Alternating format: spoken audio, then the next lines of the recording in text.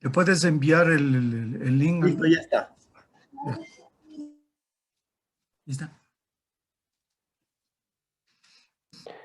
Continuando con el seminario del día de hoy, tenemos la presencia del doctor Jorge Vélez. El doctor es médico cirujano de la Universidad Central del Ecuador, especialista en medicina crítica por la Universidad San Francisco de Quito. Además del doctor, es magíster en investigación clínica y epidemiología de la Universidad de Guayaquil, PhD en medicina por la Universidad Peruana Cayetano Heredia y es jefe de servicio actualmente de medicina crítica del Hospital Pablo Arturo Suárez. El doctor nos va a compartir acerca del manejo del paciente con COVID-19. Doctor, buenas tardes. Adelante, por favor. ¿Cómo estamos? Muy buenas tardes. No me permite presentar, no me permite compartir pantalla. Ya. No sé si se ve mi pantalla. Sí, sí, doctor. Bien. Bueno, agradecido por la invitación. El día de hoy vamos a dar una charla basada en lo que ha pasado en un año de pandemia en un hospital que es COVID exclusivamente, que es el Hospital Pablo Arturo Suárez, en donde como punto final va a ser dar las certezas relativas en cuanto a la terapéutica del COVID y evidentemente discutir lo que pasa en la vida real, en la práctica que tenemos, ¿no? Para ello voy a hacer un recorrido corto de lo que fue empezar con la pandemia, cómo lo hicimos y al final quiero que vean todos los casos clínicos que hemos podido recabar y todo lo que nos ha mostrado el COVID, que ha sido una gama de presentaciones clínicas increíbles, ¿no? Entonces, primero, cuando la pandemia empezó, los casos fueron reportados en Wuhan, en China, se decía que tenemos 40 episodios de neumonías atípicas que no tenían evidentemente un comportamiento clínico usual. Empezaron a hacer el boom de los webinars, de las presentaciones en Zoom, y realmente la gente tenía como paradigma de comparación de lo que era el COVID, la neumonía por H1N1, que es una neumonía viral, cuya característica era ser predominantemente pulmonar y con un impacto muy importante a nivel de todo lo que es mecánica pulmonar. Sin embargo, cuando el COVID empezaron, o perdón la redundancia, hubieron cosas que no eran tan parecidas. Por ejemplo, no era un SDR atípico. Para nosotros los intensivistas, un SDR atípico es tener un pulmón poco distensible, difícil de ventilar. Y además nos dimos cuenta que los criterios de Berlín, que son los que utilizamos basados en la PAFI, para diagnosticar SDR, tampoco era que se cumplían o se ajustaban del todo a esta etiología. Además, se empezó a publicar con base en necropsias y en otro tipo de enfoques, que además se encontraba un distrés vascular agudo en todo el cuerpo, que era algo absolutamente nuevo y que no se replicaba junto con el H1N1. Empezamos a entender que el COVID tenía una afectación endotelial gracias a que ingresa por un receptor particular, que es el ACE2, que tiene una distribución universal en el cuerpo. Y nos empezamos a ver entonces que en el pulmón no solamente había el famoso shunt. Shunt para los intensivistas, es decir, son pulmones llenos de algún tipo de sustancia que puede ser pus, sangre, líquido inflamatorio, con perfusión normal, sino también habían unidades alveolares que estaban como si fuese una tromboembolia pulmonar. Es decir, tenían alveolos aireados, pero no había perfusión en ese nivel. Entonces, volvimos a lo mismo. Teníamos marcadores inusualmente altos. El dímero D, aunque no predecía trombosis, sí nos estaba prediciendo mortalidad, al menos en las primeras series. Entonces, se convirtió todo esto en un reto cuando se complementó que el COVID tenía algo que se llamaba tormenta de citoquinas. Es decir, que cuando el virus acababa de hacer su efecto inicial, desencadenaba en algunos pacientes, no en todos, una catástrofe proinflamatoria que llevaba a un daño pulmonar y a mortalidad bastante importante cuando esos pacientes tenían que ingresar a la unidad de terapia intensiva. Ante todo esto que les pongo en contexto, lo que nosotros no entendíamos es cómo vamos. Al inicio, como les comento, todas las personas, la gran mayoría de médicos, lo que hicieron fue dar manejos similares al H1N1. Nosotros tuvimos la suerte de tener un mes para prepararnos antes de la llegada a Quito, porque como saben, el epicentro fue Guayaquil de forma inicial.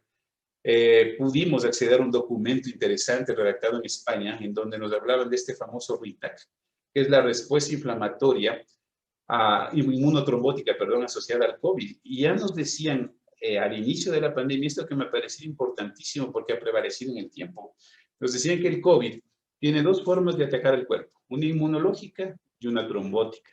La inmunológica, que podía ser medida por interleuquina 6 y ferritina, y la trombótica, que podía ser medida o estimada con dímero D. Y empezaron a anticoagular o isocoagular en algunos sitios, y aunque en este documento proponían metotrexate, nosotros, en reunión conjunta del servicio, antes de tener los resultados de los ensayos clínicos actuales, decidimos que ante ausencia de metotrexate intravenoso íbamos a dar corticoide. No dexametasona, que es lo que se da, empezamos a dar metilprednisolona, y eso se escribió en esta guía que está publicada, es la guía de nuestro hospital, se la publicó, y dentro de esto, como les decía, clasificábamos al inicio de esto en enfermedad grave y en enfermedad crítica, y como ustedes mirarán, anticoagulábamos con valores de dímero D, que eso es discutible en el momento actual, pero en un inicio fue de mucha ayuda, y tomamos la ferritina, ya que la interleuquina 6 en ese momento no estaba disponible, con niveles superiores a 500 para administrar corticoides. Desestimamos todo lo que era citromicina, todo lo que era tocilizumab, lopinavir y tonavir en ese momento, inclusive radionuclidir, porque no había, al menos no había un perfil de seguridad para usarlos, ¿no? No había algo categórico como en toda pandemia, sabíamos poco, los estudios eran de bajo nivel y la gran mayoría de porte de casos. Entonces así se empezó esto y empezamos a determinar qué hacemos. ¿Y qué hacemos? Porque la final era diagnóstico, gold estándar era el PCR. Pero el PCR, cuando empezó esto, era muy lento, los resultados extraordinariamente tardíos. Y empezamos a diseñar un score tomográfico nosotros mismos. Un score tomográfico que fue luego comparado con el score CORRATS que ya tenemos y que tiene una amplia validez a nivel mundial. Pero nuestro score tomográfico fue interesante porque nos permitió escanear a los pacientes que iban a hacer gravedad, y consistía en esto, ¿no? Este score tomográfico fue publicado como un estudio, ¿sí? Y en este estudio nosotros, en un estudio piloto prácticamente, lo que estábamos haciendo es lo siguiente. Estábamos comparando un score tomográfico diseñado con base a los datos de China, ya les voy a indicar cómo lo construimos, y comparándolo con lo que en ese momento teníamos como marcadores serológicos importantes, biomarcadores serológicos importantes, que era el dímero D y que era la ferritina. Este es el score tomográfico que lo construimos con base al metaanálisis que les he comentado, en donde los patrones se puntuaban de una forma basada en el nivel de frecuencia con el que aparecían en los pacientes de Wuhan. Entonces teníamos un exudado bilateral que involucraba los dos pulmones, distribución periférica, distribución posterior, compromiso multilobar, que tenga pacificación en vidrio deslustrado y que tenga consolidación. La consolidación, que era la menos frecuente, se lo apuntó con 1 y todo el resto se lo apuntó con 2. Por ende, el máximo valor de este score podía ser 11. Entonces lo sometimos a estadística y nos dimos cuenta de que sí, de que el score funcionaba, porque, como ven ustedes aquí, en esta parte, permítanme poner un puntero. Como ustedes ven aquí, este es un gráfico en donde comparamos el score tomográfico entre positivos PCR y negativos PCR, y vemos que tiene un rendimiento estadísticamente significativo. Es decir, tenía la capacidad de discernir entre positivos y negativos. Lo hacía igualmente de bien que la ferritina, que es el gráfico de aquí abajo, pero en cambio no vimos lo mismo en cuanto al comportamiento del dímero D. Finalizando este estudio, hicimos todo lo que se hace en un estudio diagnóstico, sacamos sensibilidad, especificidad y valores predictivos, y vimos que todos aquellos eran bastante adecuados, e hicimos una curva ROC para poder tomar un punto de corte de este score, y nos dimos cuenta que el score de 7 de nuestro hospital era igual de bueno para predecir si tiene o no tiene COVID que una ferritina mayor de 883, con unos ratios extremadamente altos porque la muestra era pequeña, pero nos permitió, en ausencia de PCR, poder diagnosticar y manejar pacientes severos en un inicio. Entonces, esto fue muy valioso para nosotros porque fue una herramienta construida en tiempo real por nuestra propia unidad. Y luego, cuando ya teníamos todo esto, que fue un inicio, empezamos a ver lo que les voy a presentar aquí en las diapositivas siguientes. Casos clínicos, y empezamos a conocer el COVID y a darnos cuenta que el COVID ni de cerca era un H1N1. Más bien era un virus que tenía una caja de Pandora abierta que se podía expresar o que se expresaba de varias formas, ¿no? Miren este caso lo publicamos porque nos llamó la atención pudimos ver algo que se llama trombo en curso, ¿no? Es decir, vimos el trombo que transcurría en la arteria pulmonar, no sé si lo notan acá, estaba, perdón, en la aurícula derecha. Vimos luego, evidentemente, con el eco en tiempo real, cómo pasaba a la arteria pulmonar y cómo generó un taponamiento cardíaco y muerte súbita de este paciente, con niveles de dímero D bastante elevados y de ferritina que raramente no relevaba mucha inflamación por su nivel. Recuerden que más de 800 era el punto de corte, y con una placa que era esta, la que tenía este paciente, ¿no? Fue espectacular para nosotros ver, pero a la vez dramático, porque no entendíamos si era una mala coincidencia este trombo en curso, más tromboembolia pulmonar masiva y letal, con el COVID, o si era algo generado y liberado por el virus, que ahora sabemos que es así, ¿no? Este otro, un paciente que estaba a punto de ser dado de alta, lo habíamos extubado, había recibido el tratamiento óptimo, llamamos a la familia y se estaba yendo, cuando enfermería me reporta que el paciente dejó de responder. Hicimos una valoración clínica rápida, este paciente tenía pupilas de 7 milímetros bilaterales reactivas con criterios clínicos de muerte cerebral. ¿Qué sucedió? Sucedió esto. Hizo isquemia cerebral en base de cráneo y en el lado occipital, básicamente, en donde se generó una muerte cerebral súbita en este paciente que, como les digo, estaba a punto de ser dado de alta. Y este fue otro revés que nos dio el COVID al no entender qué le había sucedido. Lastimosamente, como el paciente, luego de hablar con la familia, ellos entendieron que no había mucho que hacer, no pudimos hacer una resonancia magnética nuclear que hubiese sido lo ideal para poder ver lo que sucedía en él, ¿no? Este otro fue un caso que también lo publicamos de hipercoagulabilidad, trombosis intravascular y trombosis asociada al COVID. Un caso realmente interesante porque en este caso nosotros pudimos hacer por el rastreo, tenemos eco al pie de cama del paciente y prácticamente todos los intensivistas están adiestrados en hacer eco, pero fue interesantísimo porque fue un paciente que duplicó el diámetro de su pierna. Sí, prácticamente la pierna derecha se puso el doble de lo normal, se hizo un eco y se encontró ese gran trombo que ustedes están viendo ahí. Se le siguió rastreando y encontramos cosas totalmente inusuales. Este paciente estaba haciendo trombos, pericatéter venoso central, pericatéter arterial, y un catéter arterial es extremadamente raro que se haga un trombo. ¿Por qué? Por la velocidad del flujo de la arteria, pero eso sucedió. Y nuevamente estábamos contextualizando el COVID, dándonos cuenta de todo lo que puede hacer. Otro de los casos, y este es un caso bastante particular, esta fue la primera persona que ingresó a mi unidad cuando mi unidad era mixta. Emergencia veía COVID, nosotros veíamos terapia intensiva, no COVID, y nos dimos cuenta que eso no era bueno, porque esta paciente, la señora, bueno, el apellido no lo digo por ética, había llegado luego de un paro cardíaco por bradicardia extrema, este es el electrocardiograma que ella tiene, hizo un paro cardíaco, nunca tuvo síntomas respiratorios, su debut fue netamente cardiológico y evidentemente cuando se le atendió se le dio RCP. En ese tiempo nosotros solamente usábamos mascarillas quirúrgicas simples porque evidentemente todavía no se tenía claro el uso de la misma. Y bueno, pasaron 2 días cuando la paciente empezó a toser, empezó a desaturar y la placa que presentó fue esta. Consecuencia, los 2 primeros médicos de terapia intensiva contagiados. Ahí fue cuando se tomó la decisión de que el Pablo Arturo Suárez iba a ser solamente COVID. Una de las cosas que nos siguió impresionando, porque no era una enfermedad respiratoria predominante, como aquí el COVID nos demostraba que puede debutar de una forma cardíaca y posteriormente hacerse respiratoria.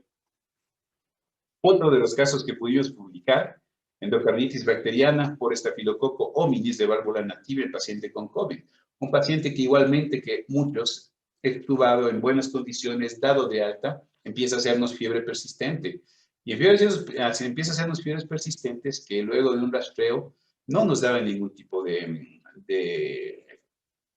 pista qué estaba sucediendo. Entonces, evidentemente, ante una fiebre hospitalaria de origen desconocido, empezamos a hacer el pedido diagnóstico, ¿no? Y cuando vemos y hacemos un eco transtorácico, no fue necesario hacer el proceso esofágico, vimos esta forma de endocarditis un poquito rara, porque es una lesión en forma de verruga endocárdica en velo no coronario, y nos llamó bastante la atención porque evidentemente esa era la causa de la fiebre. Y se fue con fiebre, se fue con endocarditis y seguramente ese paciente terminará intervenido quirúrgicamente porque este paciente crecía y crecía su verruga, lo que sí nos fue que agregarle y no se pudo hacer nada más por él, pero se fue al menos en condiciones aceptables.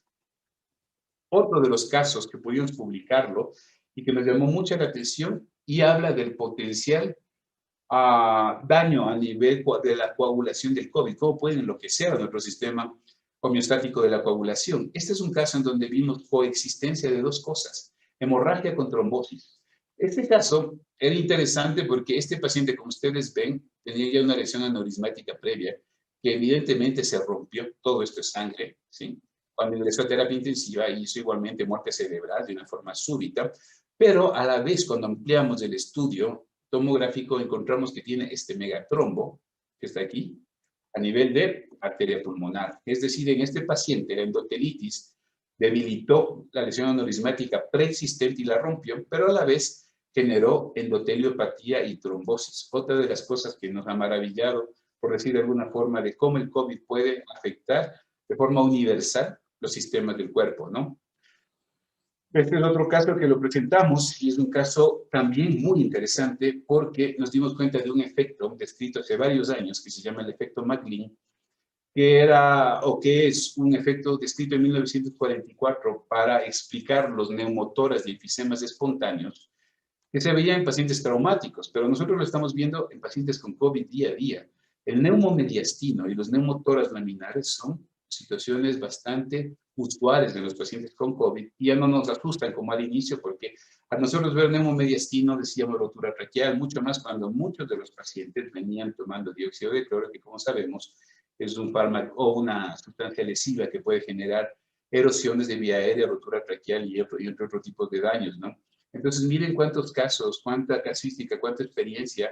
Y esta es la última que les voy a presentar, es del caso de una colitis isquémica y una neumatosis intestinal en un paciente con COVID-19. Es un paciente ya de edad avanzada que ingresó con COVID y dolor abdominal. El COVID realmente en la parte pulmonar no nos exigió mucho en la parte de ventilación mecánica, tenía baja FiO2, no requirió hacer un reclutamiento alveolar importante, pero en cambio la distensión abdominal era marcada. Se le hizo el examen clínico y en el examen clínico detectamos un McBurney positivo, súper extraño. Pensamos que era apendicitis y cuando pensamos que es apendicitis le llamamos al cirujano. Le pidió una tomografía y en la tomografía encontramos neumatosis intestinal, como ustedes ven, ¿no? Aire por todo lado en el intestino. Y cuando lo operan, encuentran, esto está un poco borroso, y encuentran una lesión isquémica, seguramente por el compromiso vascular, las obstrucciones vasculares que da el COVID y evidentemente eso fue lo que sucedió. El paciente tuvo mala evolución y entendimos luego que estos casos suelen suceder. Ya no operamos a los pacientes que hacen este tipo de presentaciones clínicas porque entendimos que es parte de lo que sucede en el COVID. Este paciente falleció lastimosamente y es otro de los casos que nos mostró el potencial dañino del COVID, ¿no? Entonces, con todo esto, empezamos a darnos cuenta que los predictores que estaban siendo dados en el mundo tal vez no coincidían exactamente con lo que pasaba en nuestra realidad.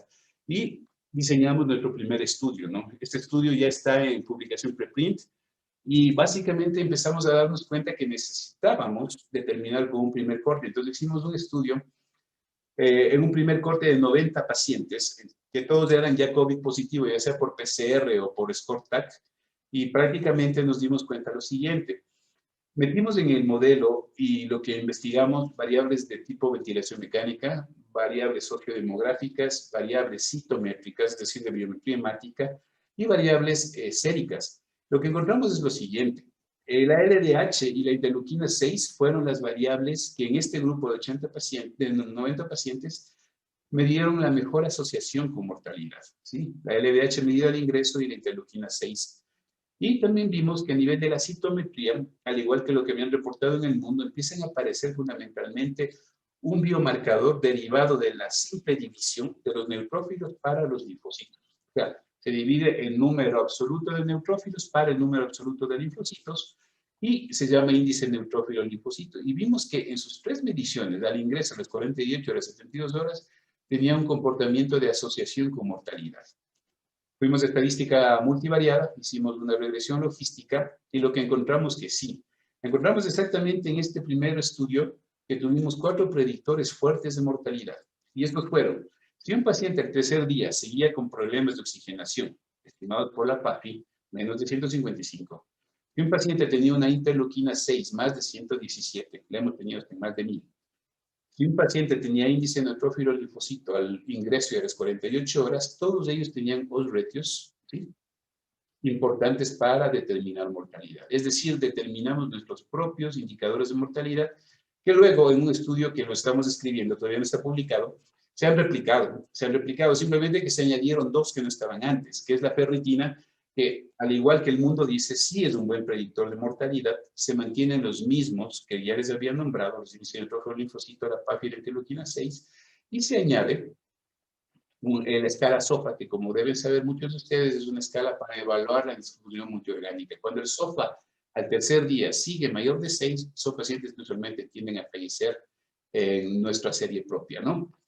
Entonces, lo que me ha competido esta cosa de indicar es lo que hemos hecho en cuanto a publicaciones de trabajo de investigación en inmunidad, me lleva a ver qué ha pasado en cuanto al tratamiento en el mundo. Entonces, que era la parte que fundamentalmente tenía que exponerles en esta charla. En cuanto al tratamiento, vamos con el tópico corticosteroides. Los corticosteroides fueron siempre debatidos. ¿Por qué? Porque, como les decía, la forma de introducir el tratamiento inicial para el COVID fue el H1N1.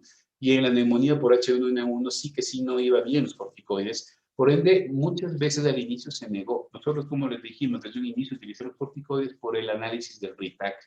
Entonces, ¿qué tenemos con los corticoides? Ahora ya es fácil decir que sí se debe. Lo difícil fue al inicio, pero ahora ya tenemos estudios de peso. Uno de ellos es el estudio Recovery, que con más de 6,000 pacientes me dijo, sí, los corticoides sirven, los corticoides disminuyen mortalidad a los 28 días, los corticoides disminuyen días de ventilación mecánica, pero de pacientes claramente específicos.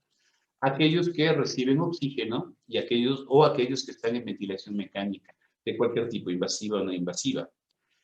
Más no en aquellos pacientes que no requieren oxígeno. Y lo otro, cuya evolución sea superior a los 7 días, entendiendo que al inicio los corticoides pueden ser o ir en desmedro, más bien de lo que es el clearance viral, es decir, pueden retrasar la eliminación viral que los interferones generados por nosotros mismos hacen para eliminar el virus. Entonces hay que tener claro, corticoides sirven, sí, pero ¿a qué población? A la población que requiere oxígeno o que se encuentra en alguna forma de ventilación mecánica.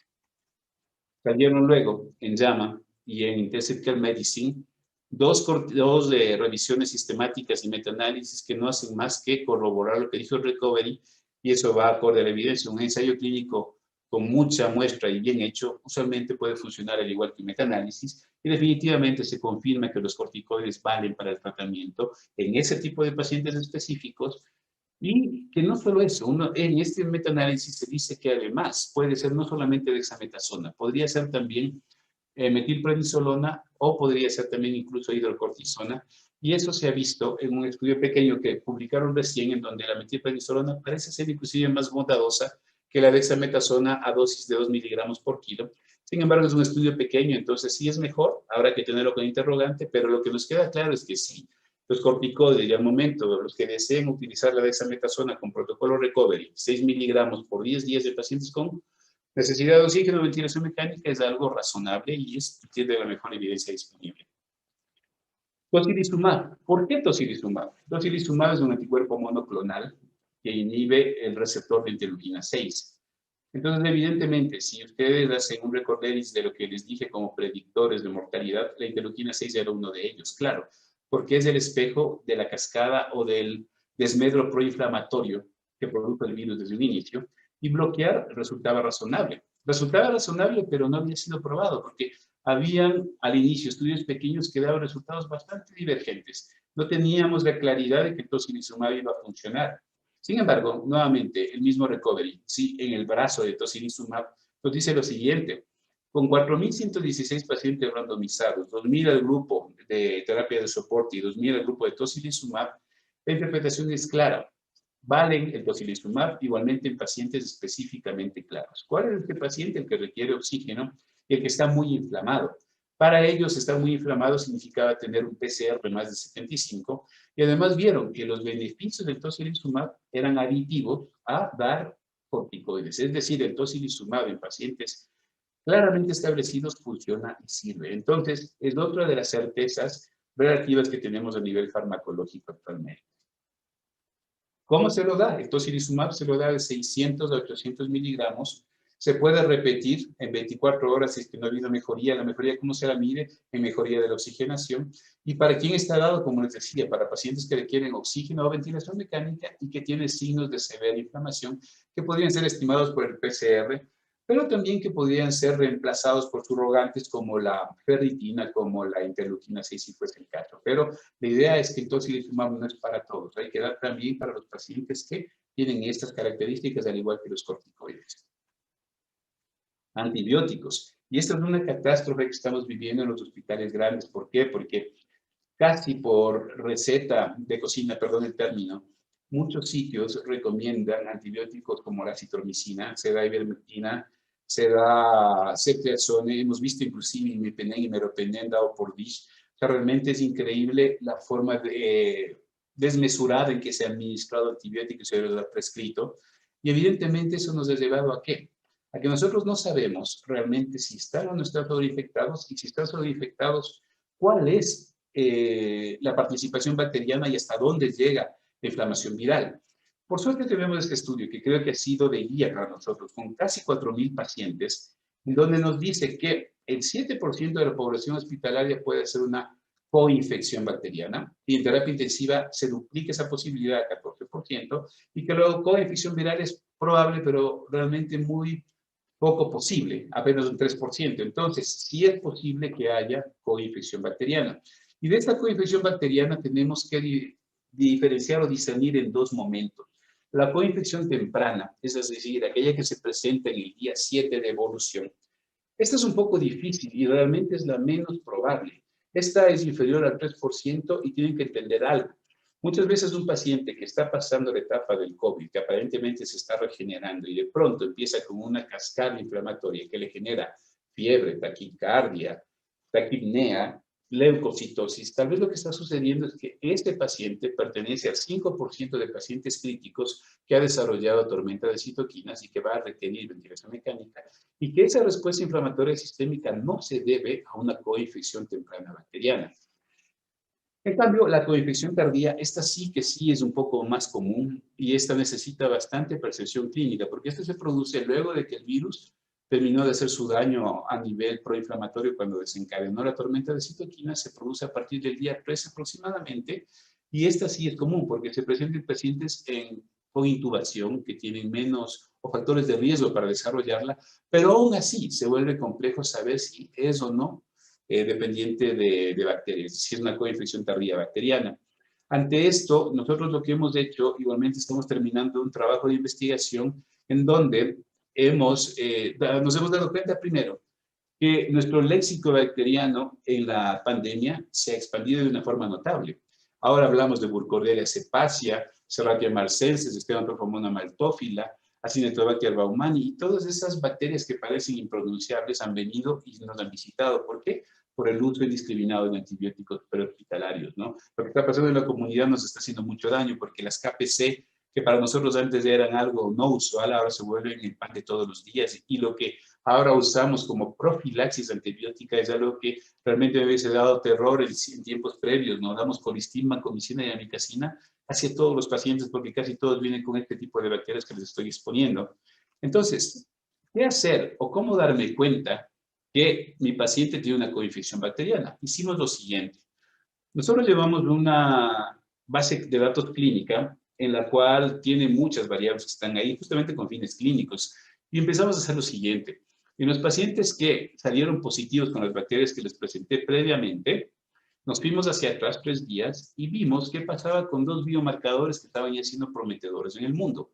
Entonces, vimos que el índice neutrófilo linfocito, 3 días antes de la infección bacteriana, era de 18, la media. Pero cuando ya se infectaba, ya lo sabemos por cultivo, por gol estándar, subía 10 puntos, un delta hasta 28 en los pacientes. Y como ustedes ven, todas estas niñitas hablan de que el índice era más bajo 3 días previos.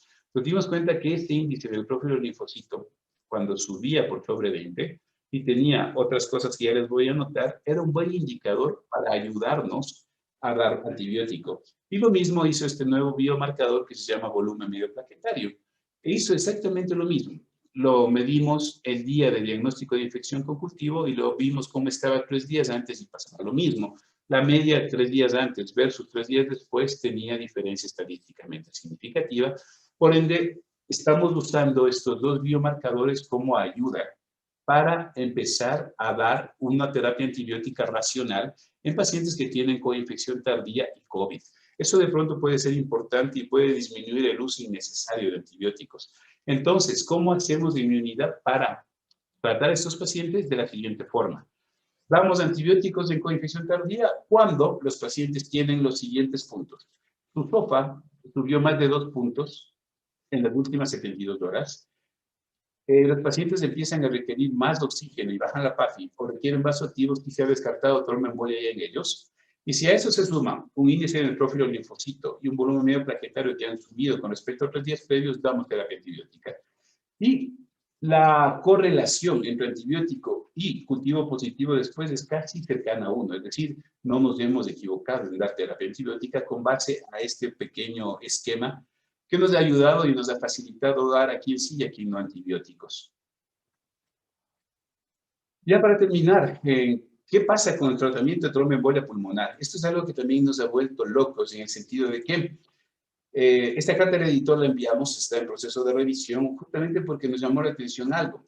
Esta es nuestra casuística real de cómo ha ido la tromboembolia pulmonar en nuestros pacientes. Si ustedes ven la condición al alta que está aquí, realmente da escalofríos ver cuántos muertos y cuántos vivos.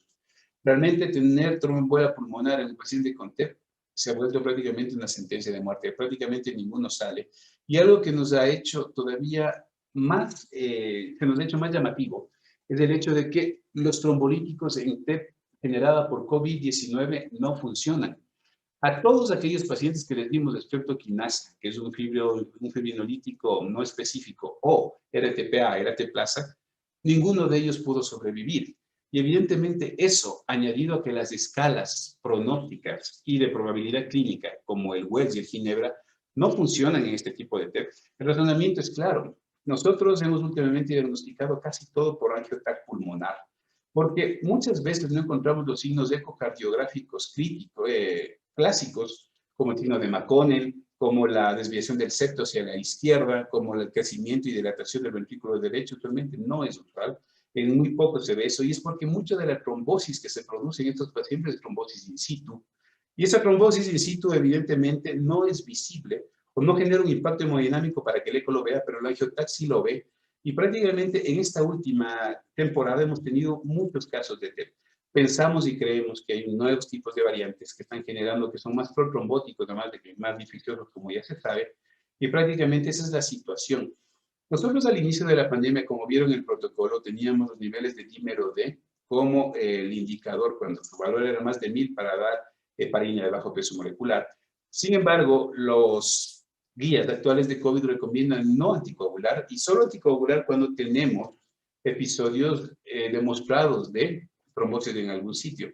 En mi unidad, estos 2 últimos meses tenemos un 70% de prevalencia de tromboembolia pulmonar. Entonces, evidentemente, estamos dando anticoagulación y antiagregación con aspirina, porque básicamente es lo que estamos tratando de hacer. Y los pacientes, como les digo, tener PEP masiva o submasiva con COVID se ha convertido en prácticamente una sentencia de muerte, porque las hipoxemias que hacen son repetitivas, refractarias y no responden a los tratamientos convencionales. Entonces, ¿qué pasa en tema asociada al COVID? Las escalas Wells y Ginebra, muy dudoso su uso, no sirven. La anticoagulación profiláctica o terapéutica, decidirla cuando tengo trombosis documentada en mi unidad es muy común.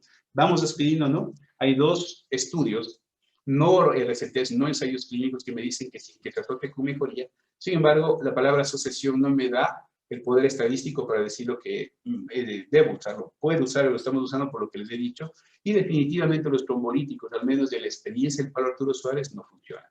Esto con tema COVID, ¿no? Entonces, para culminar mi charla, les diré que con base en el tratamiento que les he dicho, nuestra mortalidad en terapia intensiva actualmente, con casi 250 pacientes vistos, es de 32% la observada y 33% la mortalidad bruta. Es una mortalidad relativamente baja con respecto a otras series que se han documentado. Recuerden que en China y Europa al inicio se acercaba a 80-100%. Sin embargo, también hay otros sitios donde la mortalidad en terapia intensiva fluctúa entre el 15 y 20%.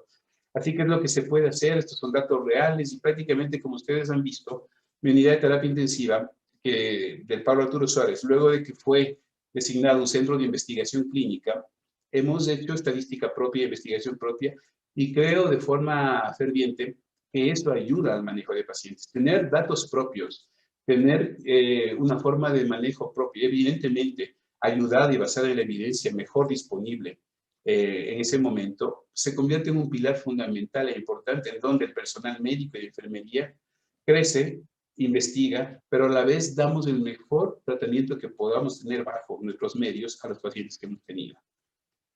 Eso es todo lo que les puedo decir en cuanto a mi charla. Tal vez fui un poco más rápido del tiempo que se me asignó. Quedamos a las órdenes para cualquier tipo de pregunta y si alguno de ustedes desea empezar a ser asesorado o participar con nosotros en algún estudio, bienvenidos sean. Y agradezco al comité organizador la invitación. Espero haber llenado las expectativas de ustedes y muchas gracias. Buenas tardes. Muchísimas gracias al doctor Jorge Luis Vélez. Realmente una charla magistral acerca del tema del COVID que nos compete a todos como profesionales de la salud. Doctor, tengo una consulta para usted, por favor, si es tan amable. Dice, doctor Vélez, buenas tardes, de excelente ponencia. ¿Cuál sería su recomendación de manejo y tratamiento de pacientes COVID en el primer nivel, ya que es allí donde llegan los pacientes sintomáticos? Bueno, yo tengo la fortuna o la mala fortuna de ver lo peor del COVID, ¿no? No tengo la posibilidad de ver el primer nivel, pero sí sé algo. Las epidemias se tienen que tratar bien en el primer nivel y en el primer nivel es donde estamos fallando. Les digo porque todos los pacientes que terminan en terapia intensiva, de una u otra forma, tienen un estándar común. Tuvieron un largo tiempo de evolución y en ese largo tiempo de evolución, les voy a enumerar lo que se me viene a la cabeza, recibieron primosil, acitromicina, ivermectina, dióxido de cloro en algunos sitios prescrito por médico, y se lo digo porque tengo las recetas ahí, aspirina, primosil, que creo que ya se los dije, ambroxol, entre otras cosas más. Entonces, eso hace que los pacientes tengan una falsa percepción de que están recibiendo algo que detiene la replicación viral, que no es así, que retarden y retrasen su ingreso a terapia intensiva y evidentemente les digo algo con certeza absoluta. El paciente, ahora el COVID tratamos de no intubarlo, pero sabemos algo, el paciente que debe intubarse, si intuba tarde, es el paciente que se muere con COVID. Los pacientes que entran rápido y son intubados a tiempo salen rápido de la máquina y salen rápido de alta. Entonces, decirles eso, decirle que en primer nivel debe ser bastante claro el escogitamiento de los pacientes y decirles que el COVID, en el 90% de casos, necesita agua, paracetamol, ibuprofeno y tener un saturador ahí. En vez de hacerles gastar en tantas cosas, creo que un saturador es un instrumento importantísimo que sirve para que el paciente sepa que cuando su saturación está menos de 90 tiene que ir al hospital. Y esa medida, que podría ser un signo de alarma inclusive, se vuelve muy valiosa porque si va rápido cuando desaturó, se evalúa rápido, se intúa rápido y la posibilidad de sobrevivencia incrementa. Eso sí les puedo decir de forma certera, ¿no?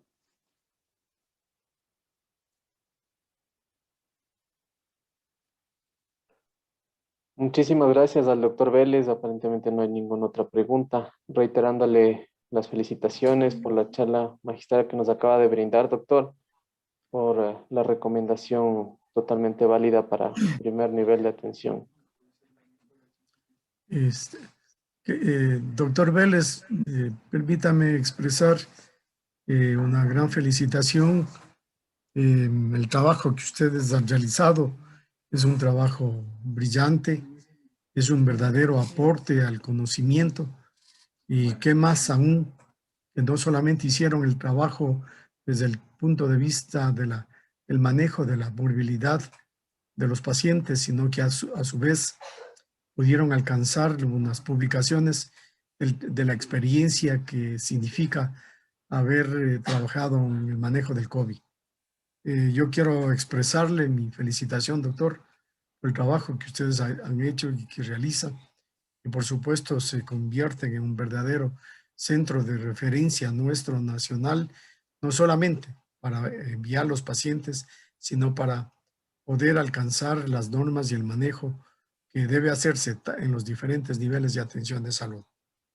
Para nosotros es un verdadero honor haberle tenido a usted, doctor, y reciba nuestro aprecio, nuestro cariño y nuestra profunda felicitación en esta dura tarea que les ha significado a ustedes enfrentar la muerte de cientos de pacientes y que están viviendo y que vamos lamentablemente a seguir viviéndolo ante las circunstancias sociales en las que nos desenvolvemos.